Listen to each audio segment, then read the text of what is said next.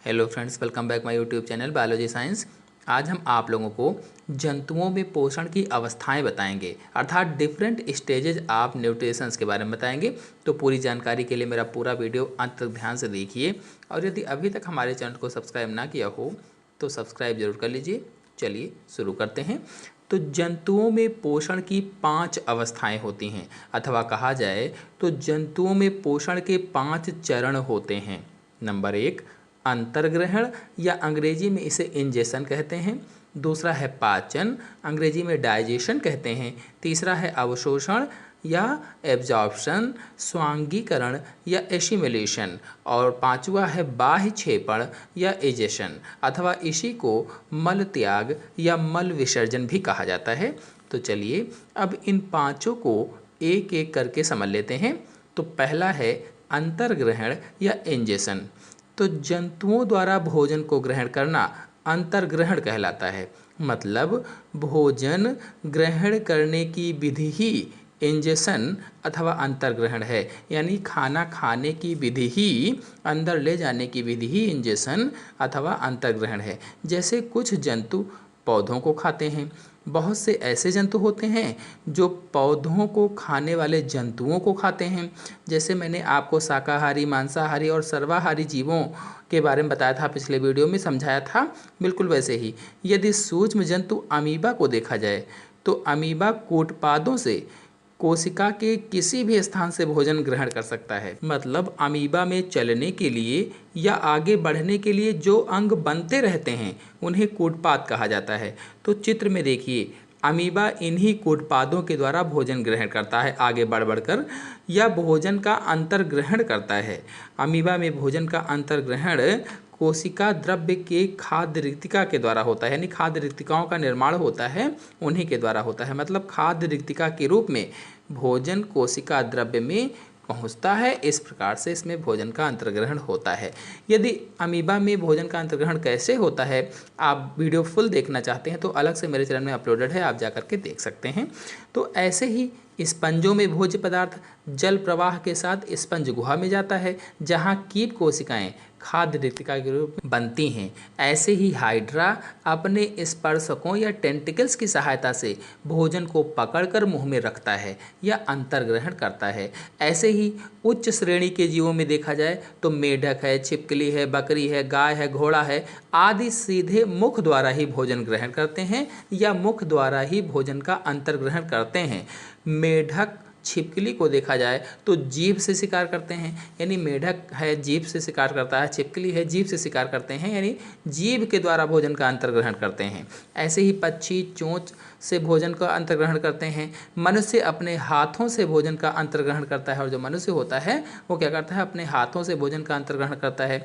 तो इसी प्रकार से अलग अलग जंतु अलग अलग तरह से भोजन का अंतर्ग्रहण करते हैं। चलिए अब आते हैं दूसरे चरण या दूसरी अवस्था, पाचन या डाइजेशन पर। तो जटिल और अघुलनशील खाद्य पदार्थों को भौतिक एवं रासायनिक क्रियाओं के द्वारा घुलनशील पदार्थों में बदलने की क्रिया को पाचन कहते हैं। मतलब जंतु जो भोजन ग्रहण करते हैं वो ठोस और घुलनशील होता है, इसीलिए शरीर की जो कोशिकाएं होती हैं इनका सीधा उपयोग नहीं कर पाती हैं। तो जो जटिल अघुलनशील भोज्य पदार्थ होते हैं उनको सरल और घुलनशील अवस्था में बदलने की क्रिया को ही पाचन या डाइजेशन कहा जाता है।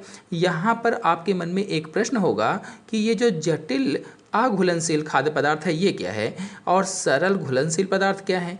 तो जटिल अघुलनशील पदार्थ जैसे कार्बोहाइड्रेट है, प्रोटीन है, वसा है, ये सब क्या होते हैं, जटिल अघुलनशील पदार्थ होते हैं। और सरल घुलनशील पदार्थों में मोनोसैकेराइड्स, अमीनो अम्ल, वसा अम्ल के छोटे छोटे सरल अणु या आयन पाए जाते हैं। बता दें कि पाचन क्रिया मुख्य रूप से 2 प्रकार की होती है, अंतःकोशिकीय पाचन या अंग्रेजी में इसे इंट्रासेलुलर डाइजेशन कहते हैं, और दूसरा है बाह्य कोशिकीय पाचन या अंग्रेजी में इसे एक्स्ट्रा सेलुलर डाइजेशन बोला जाता है। तो अंतःकोशिकीय जो पाचन होता है इसके अंतर्गत एक कोशिकीय प्रोटोजोआ और बहुकोशिकीय स्पंजों में भोज्य पदार्थ सीधे ही कोशिका द्रव्य में पहुंचकर खाद्य रिक्तिका बनाते हैं या फूड वैक्यूल बनाते हैं। मतलब जो एक कोशिकीय जीवों का संघ प्रोटोजोआ है इस संघ के जो जंतु होते हैं इनमें भोजन के छोटे छोटे टुकड़े सीधे कोशिका में ही पहुंच जाते हैं, यानी टुकड़े समूचे ही कोशिका में पहुंचते हैं और फिर एंजाइम द्वारा वहां पसते हैं और उसमें से जो भी पोषक तत्व मिलते हैं वह जीवद्रव्य में विलीन हो जाते हैं या मिल जाते हैं। इस प्रकार की पाचन क्रिया को ही अंतःकोशिकीय पाचन कहते हैं। इस प्रकार से कहा जाए तो खाद्य रिक्तिका में भोजन के पाचन को अंतःकोशिकीय पाचन कहते हैं। फूड वैक्यूल में फूड का डाइजेशन इंट्रासेलुलर कहलाता है। चलिए अब बाह्य कोशिकीय पाचन को समझ लेते हैं। तो बाह्य कोशिकीय पाचन के अंतर्गत उच्च श्रेणी के जंतुओं में भोजन का पाचन आहार नाल में होता है। जो बहुकोशिकीय उच्च श्रेणी के जंतु होते हैं उनमें खाने को पचाने के लिए एक नली होती है जिसे आहार नाल कहते हैं। आहार नाल की केशिकाओं से पाचक एंजाइम स्रावित होते हैं जो भोजन का पाचन करते हैं। तो इस प्रकार से पाचन क्रिया कोशिकाओं के बाहर होती है, इसीलिए इसे बाह्य कोशिकीय पाचन कहते हैं या एक्स्ट्रा सेलुलर डाइजेशन बोला जाता है। तो सभी प्रकार के विकसित जंतुओं में बाह्य कोशिकीय पाचन पाया जाता है। चलिए अब पोषण की अगली अवस्था पर आते हैं, अवशोषण या एब्जॉर्प्शन पर। आहार नाल में पचित भोजन के अणुओं का विसरित होकर रुधिर में पहुंचने की क्रिया अवशोषण कहलाती है। तो सभी जंतुओं में अवशोषण का पूरा काम विसरण द्वारा होता है। जैसा कि बताया गया है कि आहार नाल में जो पचित भोजन है इसके अणुओं का विसरित होकर रुधिर में पहुंचने की क्रिया ही अवशोषण होती है। तो जितने भी जंतु होते हैं इनमें अवशोषण का पूरा काम विसरण के द्वारा होता है। मतलब जो जंतु होते हैं इनमें पचे हुए भोजन के अणु जो होते हैं वो विसरित होकर ब्लड या खून में मिल जाते हैं। इसी क्रिया को अवशोषण कहा जाता है। अब यहाँ पर एक वर्ड आया है विसरण, तो ये जान लेते हैं कि विसरण क्या है। तो विसरण को अंग्रेजी में डिफ्यूजन कहा जाता है। तो आपने देखा होगा जब हम कमरे के किसी एक भाग में अगरबत्ती जलाते हैं तो उसकी सुगंध पूरे कमरे में फैल जाती है। ऐसे ही कपूर, अल्कोहल आदि को खुला रख देने पर उसकी गंध पूरे कमरे में फैल जाती है। तो ये सभी जो क्रियाएं हैं ये विसरण के उदाहरण हैं अथवा इसे ही डिफ्यूजन कहा जाता है। तो यदि निम्न श्रेणी के जंतुओं में देखा जाए तो जैसे अमीबा को लिया जाए तो अमीबा में खाद्य रिक्तिका से पचा हुआ भोजन सीधे कोशिका द्रव्य में विसरित हो जाता है। और उच्च श्रेणी के जंतुओं में देखा जाए तो उच्च श्रेणी के जंतुओं में आहार नाल की क्षुद्रांत्र में ग्लूकोज तथा अमीनो अम्लों का विसरण रक्त केशिकाओं में होता है। ऐसे ही वसा और गिल्सरार का विसरण लसिका केशिकाओं में होता है। तो क्षुद्रांत्र यानी छोटी आंत से ग्लूकोज और अमीनो अम्ल विसरित होकर रक्त में मिलते हैं और इसी प्रकार से वसीय अम्ल और गिल्सराल विसरित होकर के लिम्फ सेल या लसिका कोशिका में मिलते हैं। यदि आप लोग रक्त और लसिका के बारे में डिटेल से जानना चाहते हैं तो मेरे चैनल में फुल वीडियो अपलोडेड है, आप लोग जाकर के देख सकते हैं। तो क्षुद्रांत्र में रसांकुरों के कारण अवशोषण तल बढ़ता है। क्षुद्रांत्र में छोटे छोटे से रसांकुर लगे रहते हैं तो इनके कारण अवशोषण होता है। रसांकुर में रक्त केशिकाएं तथा लसिका केशिकाएं पाई जाती हैं। जो रसांकुर होते हैं इन्हीं में रक्त केशिकाएं होती हैं और इन्हीं में लसिका केशिकाएं पाई जाती हैं। तो मतलब यही रसांकुर भोज्य पदार्थों का अवशोषण करते हैं। और अवशोषण होगा कैसे, तो बताया कि सक्रिय विसरण द्वारा अवशोषण होता है। चलिए अब आते हैं पोषण की अगली अवस्था स्वांगीकरण अथवा एसिमिलेशन पर। पचे हुए भोज्य पदार्थों के कोशिका द्रव्य में विलीन होने की क्रिया को स्वांगीकरण कहते हैं। मतलब पचे हुए भोज्य पदार्थों का जीवद्रव्य में मिलना ही स्वांगीकरण कहलाता है या जीवद्रव्य में विलीन होना ही स्वांगीकरण कहलाता है या एसिमिलेशन कहलाता है। अब ये भोज्य पदार्थ होते कौन कौन से हैं, तो ग्लूकोज, अमीनो अम्ल, वसा आदि होते हैं।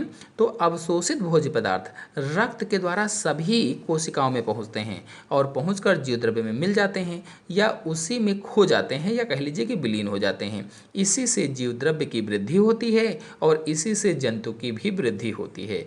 फिर आते हैं पोषण की अगली अवस्था बाह्य क्षेपण या मल त्याग पर। तो भोजन के अपचित भाग को शरीर से बाहर निकालने की क्रिया बाह्य क्षेपण कहलाती है। यानी जो भी अनडाइजेस्ट भाग बचता है उसे शरीर से बाहर निकालना मल त्याग कहलाता है। भोजन के बहुत से पोषक तत्व अलग अलग प्रकार के एंजाइम से पच जाते हैं। भोजन के ऐसे बहुत से पोषक तत्व होते हैं पोषक तत्व यदि आप नहीं जानते हैं कि क्या है तो मेरे चैनल में वीडियो अपलोडेड है, आप जा कर के देख सकते हैं। तो जो भोजन के बहुत से पोषक तत्व होते हैं वे अलग अलग प्रकार के एंजाइम से पच जाते हैं, लेकिन कुछ कारणों से पाचन होने के बाद कुछ अपशिष्ट पदार्थ शेष रह जाता है जो पच नहीं पाता है। अब ये जो पचा नहीं हुआ है, पच नहीं पाया है, तो इसे शरीर से बाहर निकालना जरूरी होता है। तो ऐसे पदार्थों को मल के रूप में शरीर से बाहर निकालना ही बाह्य क्षेपण या मल विसर्जन या मल त्याग कहलाता है। तो अमीबा जैसे जंतु शरीर की सतह से अपशिष्ट पदार्थों को निकालते हैं, यानी शरीर की सतह से ही भोजन भी ग्रहण करते हैं और शरीर की सतह से अपशिष्ट पदार्थों को बाहर भी निकाल देते हैं। हाइड्रा मुख से निकालता है। उच्च श्रेणी के जो जंतु होते हैं गुदा या एनस से अपशिष्ट पदार्थों को बाहर निकालते हैं, जैसे मनुष्य। यदि आप लोगों को उत्सर्जन पर फुल वीडियो देखना है तो मेरे चैनल में अपलोडेड है, आप लोग जा कर के देख सकते हैं। तो आशा है आप लोगों को पोषण की सभी अवस्थाएं अच्छी तरह से समझ में आ गई होंगी। तो आज के अंक में इतना ही। अगले अंक की जानकारी के लिए मेरे चैनल को सब्सक्राइब कर लीजिए और साथ में बेल आइकन को भी प्रेस कर लीजिए ताकि आने वाले अगले वीडियो का नोटिफिकेशन, उसकी जानकारी आपको सबसे पहले प्राप्त हो जाए।